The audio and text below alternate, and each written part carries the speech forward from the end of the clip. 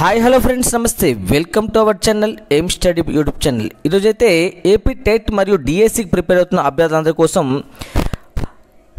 తెలుగు వాచకాలలో 10వ తరగతికి సంబంధించినటువంటి తెలుగు పరిమళాలలో కవులు, రచనలు, ప్రక్రియలు మరియు ఇతివృత్తాలు, బిరుదులు అన్నింటినీ కూడా ఒకే వీడియోలో అందించే ప్రయత్నం చేశాను. ఇది 10వ తరగతి న్యూ సిలబస్ అయితే గమనించాలి. మరి టెట్ డిఎస్సికి సంబంధించినటువంటి దాంట్లో పాత సిలబస్ పైనే ఇచ్చే అవకాశం ఉందని అయితే అంటున్నారు. కానీ గతంలో డిఎస్సిలో కూడాను ఈ యొక్క కొత్త సిలబస్ పైన కూడాను దాదాపుగా 18 మార్కుల వరకు అయితే ఇవ్వడం జరిగింది. కాబట్టి గతంలో చూసుకున్న అనుభవం ప్రకారంగా అయితే కొత్త సిలబస్ పైన కూడాను కొంచెం పట్టు ఉండాలి. కాబట్టి వాటిని కూడా తెలుసుకునే ప్రయత్నం చేద్దాం. వీడియోని ఎండ్ వరకు అయితే చూసే ప్రయత్నం చేయండి. కొత్త వారు అయితే సబ్స్క్రైబ్ చేసుకోండి. ఈ వీడియో నచ్చితే లైక్ చేయండి. మీ మిత్రులు కూడా ఉపయోగకరంగా ఉంటే షేర్ చేసే ప్రయత్నం చేయండి. మరియు మన యొక్క పిఆర్ అకాడమీ యాప్ లింక్ అయితే డిస్క్రిప్షన్లో ఇవ్వడం జరిగింది. ప్రతి ఒక్క క్లాసెస్ మీకు ఒక కోడింగ్ విధానంలో తెలుగు క్లాసెస్ అందించే ప్రయత్నం చేశాను. అలాగే తెలుగు, సైకాలజీ, ఇంగ్లీష్ ఈ 3 సబ్జెక్టులు 90 మార్కులకు 90 మార్కులు వచ్చే విధంగా అయితే వీడియోస్ ఉండబోతున్నాయి. సో అవన్నీ కూడాను మీకు కేవలం 399 రూపీస్కే అందించే ప్రయత్నం చేశాను. వెళ్ళి డిస్క్రిప్షన్లో ఉన్న లింక్ని క్లిక్ చేసి జాయిన్ అయ్యే ప్రయత్నం చేయండి. మీ యొక్క మార్కులను పెంచుకునేటందుకు ఈ వీడియోస్ ఎంతగానో అయితే ఉపయోగపడతాయి. మరి ఆలస్యం చేయకుండా టాపిక్లో అయితే వెళ్ళే ప్రయత్నం చేద్దాం. రైట్, మరి ఇప్పుడు చూస్తున్నాం స్క్రీన్ పైన మొదటి పాఠ్యాంశం ప్రత్యక్ష దైవాలు. మరి ఈ యొక్క పాఠ్యాంశం యొక్క ఇతివృత్తం ఏమిటి అంటే కనుక ప్రత్యక్ష దైవాలు అనే పాఠ్యాంశం యొక్క ఇతివృత్తం ప్రక్రియ ఏమిటంటే ఇతిహాసం అని చెప్పొచ్చు.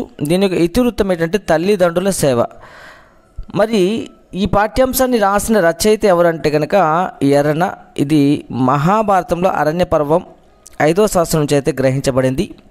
ఈయన ఎన్నో శతాబ్దం చెందిన కవి అంటే కనుక 14వ శతాబ్దానికి చెందిన కవి. శంభుదాసుడు పరమేశ్వరుడు అనేటువంటిది ఈయన యొక్క బిరుదుగా చెప్పొచ్చు. ఈయన రచనలు రామాయణం, హరివంశం, నృసింహ పురాణం, మహాభారతం ఆంధ్రీకరించినటువంటి కవిత్వంలో 3వ వాడు ఎర్రనగా చెప్పొచ్చు.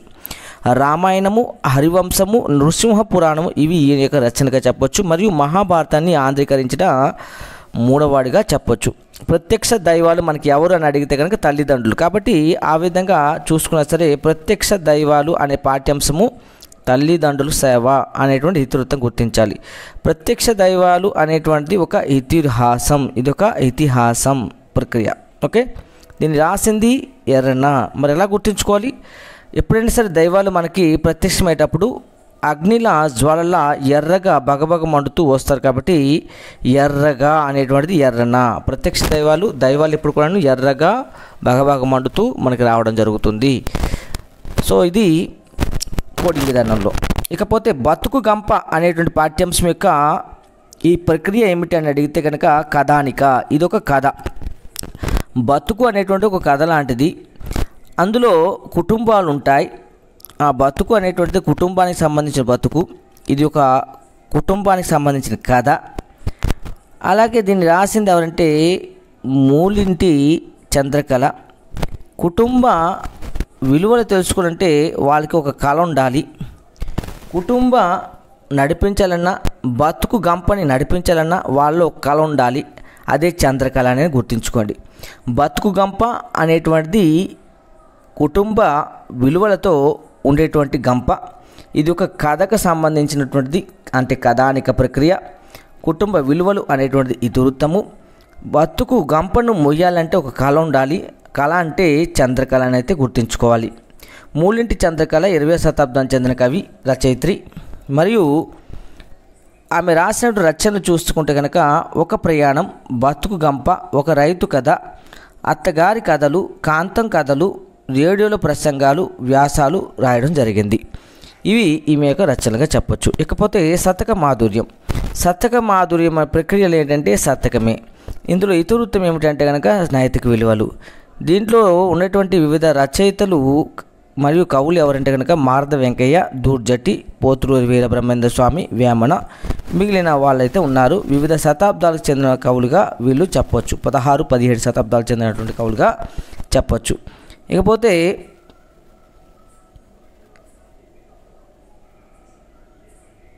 శతకాలకు సంబంధించినటువంటి భాస్కర శతకము, శ్రీకాళహస్తీశ్వర శతకము, శ్రీకాళహస్తి మహస్త్యము, కాలజ్ఞానము, కాళకాంబ సప్తసతి, సిద్ధ గురుబోధ, వీర కాళికాంబ శతకం, వేమన శతకం, ఇవి శతకాలుగా చెప్పొచ్చు. సుభాషిత రత్నావళి, రామేశ్వర మహత్యము, విశ్వామిత్ర చరిత్ర, గంగా మహత్యము, రామ విలాసము, భావలింగ శతకము, కుప్పుస్వామి శతకము, ఇవన్నీ కూడాను ఇందులో ఉన్నటువంటి శతకాలుగా చెప్పొచ్చు. ఇకపోతే 4వ పాఠ్యాంశము ఉపన్యాస కళ. ఉపన్యాస కళ అనేటువంటిది న్యాసము అంటే వ్యాసం అని గుర్తుంచుకోండి. న్యాసము వ్యాసము, ఉపన్యాసము వ్యాసము, ఇది కోడింగ్. ఉపన్యాస కళ అనేటువంటిది ఒక ప్రక్రియ, ఒక వ్యాసము. ఏ ప్రక్రియ? వ్యాస ప్రక్రియ. మరి ఎలా గుర్తుంచుకోవాలి? ఉపన్యాసంలో న్యాస ఉంది, ఇక్కడ వ్యాసం ఉంది. సో న్యాస వ్యాస అనేటువంటి ఇతివృత్తంగా చెప్పొచ్చుకోవచ్చు. ఉపన్యాస కళ అనేటువంటి ఒక వ్యాసము. మరి ఉపన్యాసం ఇవ్వడం అనేటువంటి ఒక నైపుణ్యం అని గుర్తుంచుకోవాలి. ఒక నైపుణ్యం అంటే ఇతివృత్తం ఏమిటి? జీవన నైపుణ్యం. ఉపన్యాసం అనే కళ పాఠ్యభాగము ఏ ప్రక్రియ చెందిందంటే వ్యాసము. ఎలా గుర్తుంచుకోవాలి? న్యాసము వ్యాసము, న్యాసము వ్యాసము. మరి ఉపన్యాసం ఇవ్వడం అనేటువంటి ఒక నైపుణ్యం. నైపుణ్యం అంటే ఏంటి? జీవన నైపుణ్యము అని గుర్తుంచుకోవాలి. సో ఉపన్యాస కళ యొక్క ప్రక్రియ వ్యాసము, ఇతివృత్తము జీవన నైపుణ్యం. ఎలా గుర్తుంచుకోవాలన్నాను? ఉపన్యాస కళ ఇవ్వాలంటే ఒక నైపుణ్యం ఉండాలి. ఏంటి నైపుణ్యము? జీవన నైపుణ్యము. జీవన నైపుణ్యం అనేటువంటి ఈ పాఠ్యాంశం యొక్క ఇతివృత్తం అని అయితే గుర్తించాలి. ఇక దీన్ని రాసింది ఎవరంటే కనుక సీతాదేవి, వాసిరెడ్డి సీతాదేవి. అంటే ఉపన్యాస కళ ఎవరిపైన ఇచ్చారు అంటే సీతాదేవి పైన ఇవ్వడం జరిగింది. మనమంతా కూడాను ఉపన్యాస కళ ఎవరిపైన ఇవ్వడం జరిగింది? సీతాదేవి పైన.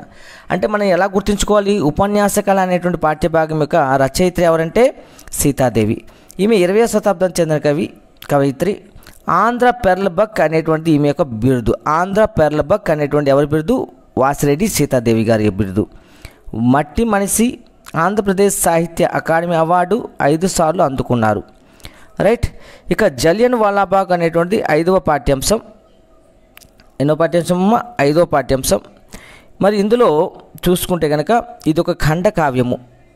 అంతేకాకుండా ఇది దేశభక్తిని పెంపొందించేటువంటి ఒక పాఠ్యాంశంగా చెప్పొచ్చు. జలియన్ వాలాబాగ్ అనేటువంటిది దేశభక్తి అనేటువంటి దీని యొక్క ఇతివృత్తము. ఖండ కావ్యం అనేటువంటిది దీని యొక్క ప్రక్రియ. దీన్ని రాసింది ఎవరంటే కనుక ఉమర్ అలీసా. ఎవరు రాశారమ్మా? ఉమర్ అలీసా. ఇతను 20వ శతాబ్దానికి చెందిన కవి. కవిశేఖర పండిట్ మౌల్వి అనేటువంటి దీని యొక్క బిరుదులుగా చెప్పొచ్చు. కవిశేఖర పండిట్ మౌల్వి అనేటువంటి దీని యొక్క బిరుదులుగా చెప్పొచ్చు. మరి ఈయన రాసిన రచనలు, నాటకాలు చూస్తే కనుక మణిమాల, అనసూయాదేవి, చంద్రగుప్త, విషాద సౌందర్యం అనేటువంటి నాటకాలుగా చెప్పొచ్చు. పద్య గ్రంథాలు చూస్తే ఖండకావ్యాలు, బ్రహ్మ విద్యా విలాసము, సూఫీ వేదాంత దర్శనము, మహమ్మద్ రసూల్ వారి చరిత్ర, ఈశ్వరుడు మహమ్మద్ వారి చరిత్ర, సాధన పదం, ఇవన్నీ కూడాను రచనలుగా చెప్పొచ్చు. అంతేకాకుండా తెలుగులో అద్భుతమైన సాహిత్యాన్ని మరి సృష్టించి మహాకవిగా, వక్తగా, ఆధునిక కవిగా, ఆధ్యాత్మికవేత్తగా, బహుభాషా పండితునిగా పేరు తెచ్చుకున్నారు. రైట్. 6వ పాఠ్యాంశం ప్రకృతి సందేశం. ప్రకృతి సందేశం అనేటువంటిది ఒక గేయం అనేటువంటిది. ప్రకృతికి ఎవరైనా సరే పరవశిస్తారు. ప్రకృతి పైన ఎన్నో గేయాలు వచ్చాయి కాబట్టి ప్రకృతి సందేశం అనగానే ఒక గేయ ప్రక్రియ అని చెప్పాలి. ప్రకృతి సందేశం అనేటువంటి ఒక ప్రకృతి వర్ణన కాబట్టి ఇతివృత్తం కూడా ప్రకృతి వర్ణన. దీన్ని రాసింది ఎవరంటే వైసివి రెడ్డి. ఎవరు రాశారు? వైసివి రెడ్డి గారు అయితే రాశారు. గ్రంథం ఏదంటే సమగ్ర సాహిత్యం. గ్రంథం ఏదమ్మా? సమగ్ర సాహిత్యము. 20వ శతాబ్దం చెందిన కవి. అంతేకాకుండా తొలకరి చినుకులు, మేనక, రంభ, సింధూర రేఖ, దక్షిణ నీల వైజయంతి, పారిజాతం, గట్టి గింజలు, ఇవి అయితే ఈయన యొక్క రచనగా చెప్పొచ్చు. ఇకపోతే 7వ పాఠ్యాంశం చేజారిన బాల్యం. ఏంటమ్మా? చేజారిన బాల్యం. ఈ చేజారిన బాల్యం అనేటువంటిది ఒక వ్యాసానికి సంబంధించినటువంటిది. బాల్యము ఒక వ్యాసము. బాల్యంలో మన వ్యాసాలు చాలా రాస్తాం కదా. సో చేజారిన బాల్యం అనగానే వ్యాస ప్రక్రియ అని గుర్తుంచుకోవాలి. మరి బాల్యంలో మనకి వ్యక్తిత్వ వికాసాలు బాగా చెప్తారు గురువులు. వ్యక్తిత్వ వికాసం అంటే ఏంటి? క్రమశిక్షణ ఏ విధంగా ఉండాలి, ఎలా మాట్లాడాలి, ఎలా ప్రవర్తించాలి, ఎప్పుడు ఏ విధంగా నడుచుకోవాలి, ఇవన్నీ కూడా వ్యక్తిత్వ వికాసం సంబంధించింది బాల్యంలో మనకు నేర్పిస్తారు. ఇవన్నీ నేర్చుకోకపోతే మన బాల్యం అయితే చేజారిపోతుంది అని అర్థం అన్నమాట. సో కోడి విధానం చెప్పాలంటే చేజారిన బాల్యం ఎప్పుడు పోతుందంటే వ్యక్తిత్వ వికాసం లేనప్పుడు, అంతేకాకుండా బాల్యంలో వ్యాసాలు రాయలేనప్పుడు. రైట్. ఇది కోడింగ్. మరి దీన్ని రాసినటువంటి రచయిత ఎవరంటే కనుక శీలా వీర్రాజు. శీలా వీర్రాజు 20వ శతాబ్దానికి చెందిన కవి. ఇతర రచనలు చూస్తే కనుక కథా సంపుటాలు, సమాధి, మబ్బు తెరలు, రంగుటద్దాలు, ఊరు వీడ్కోలు చెప్పింది, మనసులో కుంచె, ఇవి అయితే కథా సంపుటాలుగా చెప్పొచ్చు. మరి కవితా సంపుటాలు చూస్తే కనుక వ్యాస సంపుటి, కొడిగట్టిన సూర్యుడు, కిటికీ కన్ను, ఎర్ర డబ్బా రైలు, పడుగు పేకల మధ్య జీవితం. నవలలు చూస్తే కనుక మైనా, కరుణించని దేవత, వెలుగు రేఖలు. 1969లో మైనా నవలకు ఆంధ్రప్రదేశ్ సాహిత్య అకాడమీ లభించింది. 1969లో మైనా అనే నవలకు ఆంధ్రప్రదేశ్ సాహిత్య అకాడమీ పురస్కారము లభించింది అని అయితే గుర్తించాలి. ఇక తర్వాత చూస్తే జనని అనేటువంటి పాఠ్యాంశం. ఈ జనని అనేటువంటి పాఠ్యాంశం అనేటువంటిది ఒక కథా ప్రక్రియగా చెప్పచ్చు. ఇది ఒక కథా ప్రక్రియగా చెప్పచ్చు. మరి జనని అనేటువంటి పాఠ్యాంశం యొక్క ఇతివృత్తం ఏమిటంటే కనుక ప్రత్యేక అవసరాలు గల పిల్లలకు చేయూతను అందించడం. జనని అంటే తల్లి ఎప్పుడు కూడాను తన పిల్లలకు చేయూతనిస్తుంది. జనని, జీవని. సో జీవని అనేటువంటిది ఒక కథా ప్రక్రియ. జీవనం అనేటువంటిది ప్రత్యేక అవసరాలు గల పిల్లలకు తన యొక్క జనని జీవితాన్ని అందిస్తుంది, చేయూతను అందిస్తుంది. జీవని అనే పాఠం ప్రక్రియ కథ. జీవని అనే పాఠం యొక్క ఇతివృత్తము చేయూత అందించడము. చేయూత అందిస్తేనే వాళ్ళు జీవనం కొనసాగిస్తారు. ప్రత్యేక అవసరాలు గల పిల్లలు, వాళ్ళ కథ కూడాను చాలా చక్కగా ఉంటుంది. దీన్ని రాసింది ఎవరంటే కనుక చంద్రశేఖర్ రావు. ఈయన ఎన్నో శతాబ్దం చెందిన కవి అంటే 20వ శతాబ్దం.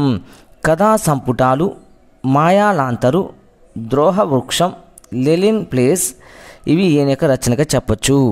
మరి నవలలు చూస్తే నల్ల మిరియం చెట్టు, 5 అంశాలు, ఆకుపచ్చని దేశం, జీవని కథ నాటకంగా రూపొందించి 1991లో ఆకాశవాణి ప్రసారమై జాతీయ స్థాయిలో ఉత్తమ నాటకంగా బహుమతి పొందింది.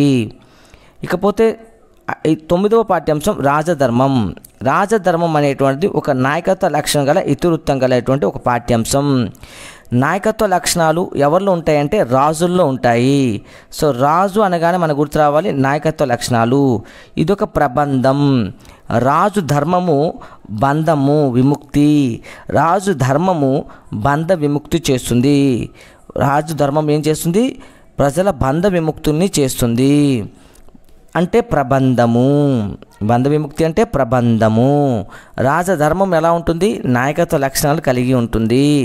రాజు ఎలాంటి వాడు? నాయకత్వ లక్షణాలు కలిగి ఉంటాడు. ప్రజల బంధాన్ని విడదీస్తాడు. బంధం అంటే ప్రబంధము. అంటే రాజధర్మము, నాయకత్వ లక్షణాలు, ప్రబంధము, ప్రక్రియ, నాయకత్వ లక్షణాలు, ఇతివృత్తము. నేను రాసింది ఎవరంటే శ్రీకృష్ణదేవరాయలు. ఈయన ఎన్నో శతాబ్దానికి చెందిన కవి అంటే 16వ శతాబ్దానికి చెందిన కవి. రాజధర్మం అనగానే మనకు గుర్తు రావాలి శ్రీకృష్ణదేవరాయలు రాజు. రాజధర్మం అనగానే మనకు గుర్తు రావాలి శ్రీకృష్ణదేవరాయలు రాజు. మరియు 16వ శతాబ్దానికి చెందిన కవి. సాహితీ సమరాంగణ, సార్వభౌముడు, మూరు రాయల గండడు, ఆంధ్రభోజుడు, ఇవి అయితే ఈయన యొక్క బిరుదులుగా చెప్పొచ్చు. ఏంటమ్మా? సాహితీ సమరాంగణ, సార్వభౌముడు, మూరు రాయల గండడు, ఆంధ్రభోజుడు. సంస్కృత భాషా కావ్యాలు, మదాలస చరిత్ర, సత్యవధు ప్రీణామము, జ్ఞాన చింతామణి, రసమంజరి, విజయనగర సామ్రాజ్యం పరిపాలించిన తులువ వంశ ప్రభువు. ఇది ఈయన గురించినటువంటి వివరాలు. మరియు రాజధర్మము సంబంధించినటువంటి వివరాలు. ఇకపోతే 10వ పాఠ్యాంశం కన్యాశుల్కం. కన్యాశుల్కం అనేటువంటి ఒక నాటకం అని అయితే మనందరూ తెలుసు. కన్యాశుల్కం యొక్క ఇతివృత్తం ఏమిటి అంటే కనుక ఆధునిక విద్య ఆవశ్యకత. కన్యాశుల్కం అనేటువంటిది ఒక ఆధునిక విద్య ఆవశ్యకతను తెలియజేసేటువంటి ఇతివృత్తం గల పాఠ్యాంశం. కన్యాశుల్కం యొక్క ప్రక్రియ ఏమిటంటే కనుక నాటకం. కన్యాశుల్కాన్ని రాసింది ఎవరంటే కనుక గురజాడ అప్పారావు. గురజాడ అప్పారావు గారి యొక్క నాటకం ఏది? కన్యాశుల్కం. ఈయన 19వ శతాబ్దం చెందిన కవి. అంతేకాకుండా ఈయన రాసిన రచనలు చూసుకుంటే కనుక అసంపూర్ణ నాటకాలు ఏవి అంటే కొండుబట్టియము, బిల్వనీయము, ఇదైతే పూర్తి చేయనటువంటి రచనలుగా చెప్పొచ్చు.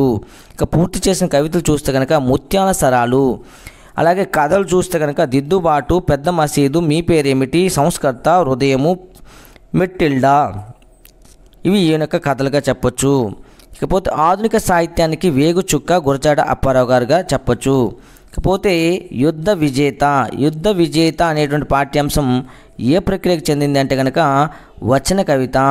ఇది యుద్ధం అనగానే మనకు గుర్తు రావాలి శాంతి ఆవశ్యకత. ఎప్పుడైనా సరే యుద్ధాలు జరిగితే శాంతి ఆవశ్యకతను తెలియజేస్తూ వాళ్ళ యుద్ధాలను ఆపడానికి ప్రయత్నించాలి. ఇది ఏ రూపంలో చెప్పాలి, వాళ్ళకి వచన రూపంలో చెప్పాలి. అంతేగాని పద్య రూపం చెప్తే వాళ్ళకి గుర్తురాదు, వాళ్ళకి అర్థం కాదు. కాబట్టి యుద్ధ విజేత కావాలి అంటే శాంతి ఆవశ్యకతను తెలిసి ఉండాలి. అంతేకాకుండా అది ప్రజలకు వచన కవిత రూపంలో చెప్పగలిగి ఉండాలి. యుద్ధ విజేత అనగానే వచన కవిత ప్రక్రియ. ఇతివృత్తం ఏమిటి అంటే కనుక శాంతి ఆవశ్యకత. దీన్ని రాసింది ఎవరంటే కనుక నేతల ప్రతాప్ కుమార్. ఇది సమతా స్వతంత గానం అనే కవితా సంపుటి నుంచి తీసుకోబడింది. ఈయన 20వ శతాబ్దం చెందిన కవి. పాలకంకి, దళిత నానీలు, అన్నం గిన్నె, భీంపాల రాగం, పుట్టినరోజు ఒక్కటే, బౌద్ధ భాషితాలు, బుద్ధిజం, శాస్త్రీయత, నా భూమికి నేనే, పిల్లల కోసం అంబేద్కర్ కథ, నాగపూర్ యాత్ర, విమల శాంతి జాతీయత కవితా పురస్కారం మొదలైన కూడాను ఈయన అందుకున్నారు. ఇక చివరి పాఠ్యాంశం చూస్తే కనుక చివరి పాఠ్యాంశం సూక్తి సుధా. ఇదమ్మా సూక్తి సుధా అనేటువంటిది సాహిత్య వ్యాసం. సూక్తులు ఎప్పుడు కూడాను సాహిత్యానికి సంబంధించిన సూక్తులు ఎక్కువగా ఉంటాయి. కాబట్టి సూక్తి అనగానే సాహిత్యం అని గుర్తు రావాలి ప్రక్రియ. ఇక సూక్తి సుధా అనేటువంటిది ఏ ఇతివృత్తం అంటే ఉత్తమ మానవ గుణాలు కలిగి ఉంటారు. సూక్తులు తెలుసుకున్న వాళ్ళు ఉత్తమ మానవ గుణాలు కలిగి ఉంటారు. సో ఇతివృత్తము ఉత్తమ మానవ గుణాలు. ఎస్ గంగప్ప దీని యొక్క రచయిత. ఇతను 20వ శతాబ్దానికి చెందిన రచయిత. ఈయన రాసిన రచన చూస్తే కనుక సాహిత్య సుధా, తెలుగులో పద కవిత మరియు క్షేత్రయ్య, పద సాహిత్యం, అన్నమాచార్యులు, ఇతర ప్రవచనాలు, వాగ్గేయకారుల తులనాత్మక అధ్యయనము, అలాగే జానపద ప్రతిబింబ, జానపద సాహిత్యము. 1972లో 1981 ఆంధ్రప్రదేశ్ తెలుగు సాహిత్య అకాడమీ అవార్డులు కూడా పొందుకోవడం జరిగింది. ఇవి ఈ పాఠ్యాంశాలకు సంబంధించిన 10వ తరగతి తెలుగు వాచకంలో కొత్త తెలుగు వాచకాలలో ఉండేటువంటి నూతన సిలబస్ సంబంధించినటువంటి రచయితలను, ఇతివృత్తాలను మరియు ప్రక్రియలను, వారి యొక్క రచనలను, బిరుదులను అయితే తెలుసుకునే ప్రయత్నం చేస్తాం. మరి ఈ వీడియో నచ్చితే లైక్ చేయండి. మరిన్ని వీడియోస్ కోసం ఇప్పుడే సబ్స్క్రైబ్ చేసుకోండి. మరియు మీ మిత్రులు కూడా ఉపయోగకరంగా ఉంటే షేర్ చేసే ప్రయత్నం చేయండి. అలాగే మన యొక్క app link, PR academy app link అయితే కింద డిస్క్రిప్షన్లో ఇవ్వడం జరిగింది. మరిన్ని కోడింగ్ క్లాసెస్ అయితే మీకు అక్కడ అందుబాటులో ఉంటాయి. ప్రతి ఒక్క టాపిక్ పైన చాలా చక్కగా అద్భుతంగా కోడింగ్ విధానంలో విశ్లేషణాత్మకంగా వ్యాకరణ అంశాలను మీకు అందించే ప్రయత్నం చేశాం. మొత్తం 90 మార్కులకు 90 మార్కులు వచ్చే విధంగా సైకాలజీ మరియు తెలుగు, ఇంగ్లీష్ ఈ 3 సబ్జెక్టులు 90కి 90 మార్కులు మీరు సాధించే విధంగా, మీ స్కోరింగ్ని పెంచే విధంగా అయితే మా వీడియోస్ ఉన్నాయి. సో ఖచ్చితంగా వెళ్ళి డౌన్లోడ్ చేసుకోండి మరియు మీ మార్కులను పెంచుకోవడానికి ప్రయత్నించండి. Thank you friends. మరొక వీడియోలో మళ్ళీ కలుద్దాం. Thank you one and all.